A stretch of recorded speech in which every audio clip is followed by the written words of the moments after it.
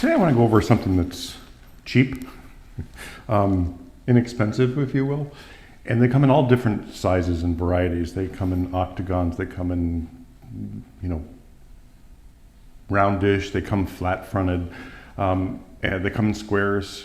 I just ordered one off of B&H, I believe it is. $68 off, it's a square unit. But I like them because when I'm on my own outside, it does a lot for me. And what I'm talking about is these umbrella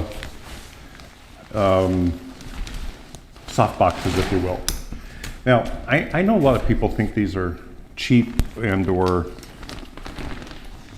not pro, but when you're using a speedlight with an umbrella, the off-center access, because your umbrella goes here and this is always off-centered. And with something like this, it bounces around first.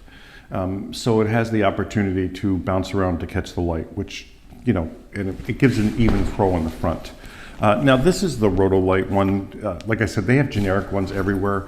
This isn't my favorite, but it works great. It's bigger than I would want out in the field, if you will.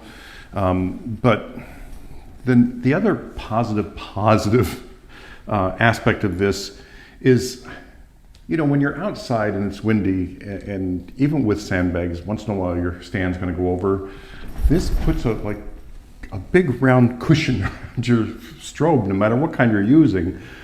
So if it does hit the ground, this is going to take the blunt of it, and this is going to get very little because it's floating in the center of this, which is really, really nice.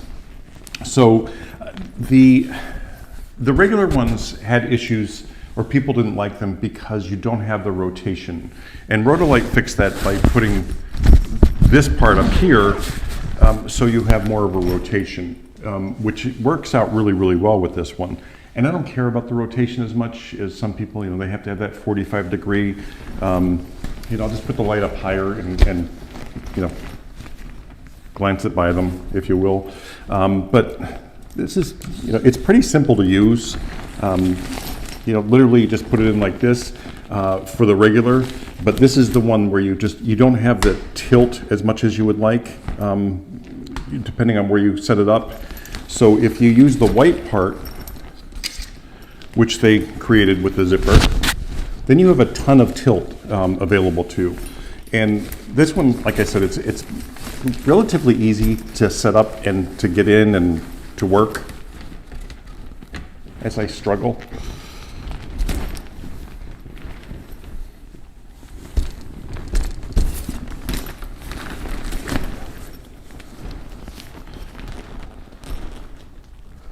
Now, I'm not going to keep that light towards the front. I'm going to flip it, okay? So it's turned around, which I'll show you inside here, if I can. Hang on here. So you see the light is going to be towards the back, and then there's the front, so it bounces off all this silver material. Sorry for making you dizzy. But that's basically it. That's the whole setup. And you see how it's floating in the center? So it gives you so much, and I'll put this towards the front more, so it has some good, I'm going to put this towards the front more so it has some space to really bounce that light around. And then tighten this down, because I do want it, pretty taut, so, if there is something that happens, and then I can tilt. So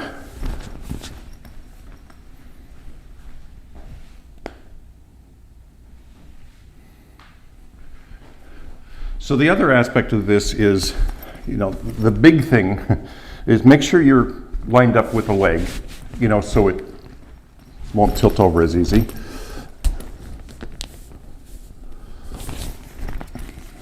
Zip up so you don't lose light, and you're set to go. And it actually is a really nice setup, and it does produce some really nice light. But I'm going to do a quick shoot in the studio here so you can see the light coming from this. And it's just really even good lighting. I would use a heavier stand, period, but these stands work, and I just wanted to show you that. Now, as far as the legs are concerned, flatten them out as much as you can. It gives you more of a good solid base.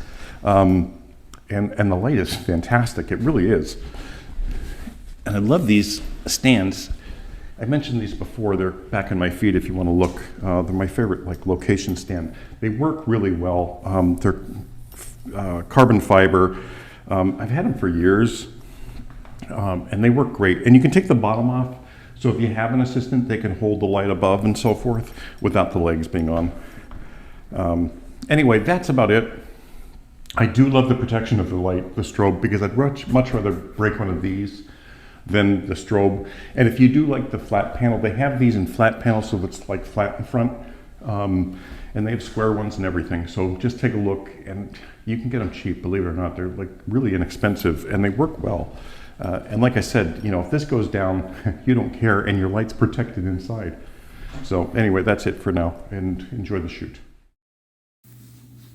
So this entire shoot is just done with one speedlight and this umbrella softbox. And as you can see, I'm adjusting the light. That's why I put it in, forward and just flip the head around so I can adjust it and see what the power is. Now, if you have a remote flash that you can do, from the remote itself, it makes it a lot easier, but I'm using the Connect, which doesn't give you that option. So I can just reach in and change the power and make the adjustments. And as you'll see through this whole shoot, I just make minor adjustments each time, when I want a different look or try something new. So, I have it on, everything's on manual, and I just adjust as I'm going. It makes it so easy, and this is really soft light. And remember, this is just a speed light, and it produces what you're seeing in these photos. It's just great light. It's even, and this is, like with one of these soft boxes, one of these umbrella soft boxes, it makes it really easy. Anybody can do this. It is so forgiving, so it's not as hard to get great light or great looking light with this type of softbox. And again, I can't tell you enough how much I love these for outdoors. Not this big one, I have smaller ones for it. But when it's inside, the speedlight's inside this kind of unit, it's protected. So if your stand does go over, if it, the wind takes it and it hits the ground, you're not going to lose your light, whether it's a speedlight or a Godox 8200. All of them fit in this. They work perfectly, and the power is great because it's silver inside, which really pushes that light even more. So I definitely try it. I know it doesn't look as professional, or it doesn't seem as professional, but who cares? If you're getting great light, and when your stand goes over, nothing happens to your strobe, you won't care, I promise you. You'll be thrilled. And the light output is always this good. Now, this is Chrissy. She's a great model. She's easy to work with. But they can move around quite a bit with this size softbox as well, or this size light, if you would. Because it is so forgiving. And there's so much light coming from all different directions. Now, the Rotolight, I got this on sale. I think it was like $60 or something like that, and it's normally $129. I could be completely wrong on these pricing, but it is big, so I just don't like it outside as much. But inside, if you just want a quick, easy, forgiving light, this is the way to go. And considering these are all done with a speed light, you just can't beat this. Now you can add a second light in if you want, like for a hair light or a rim light, or if you're shooting a guy like a jawline light or something like that. Or you can throw a second speed light on the background to light up the background if you want a highlighted spot in the center. But this is a great starting point. Now I'm just moving the light, even with her, so it's not as tilted as it was before, because for some reason I was getting, a little bit shadowing on the top of her head. And I don't know why. I just didn't research it enough while I was shooting, because I just wanted to shoot and get the images done. So now I'm going to pull her off the background so less light goes on the background, trying to control the light just a little bit more. Now, remember, you can't control the light a lot with this kind of setup because literally it wraps everywhere. But if you pull them off the background, the inverse square law takes effect if you move her closer to the light. So, it does, take it off just a little bit, but not a lot. As you can see, the background's still being lit. But for the lash, I threw a fan in here just to have some hair movement, which was nice. But for the last shot, I moved in some V-flats with the black sides. And this is helping me control the light to where it's not as much on the background, and I'm not getting bounce from the walls, because my walls in the studio are all white. And it's a smaller studio, so believe me, it travels. But this helped me control the light more. And this is that giant softbox, if you will, with two V-flats controlling the light. And that's it. I mean, and this is the results I'm getting. So, if you ever, if you want to get a light for outside that will protect your strobe and just do a fabulous job every time, consider one of these umbrella soft boxes, whether it's a flat front or this big front like this for this. I would go with a flat front for outside and the big one for inside.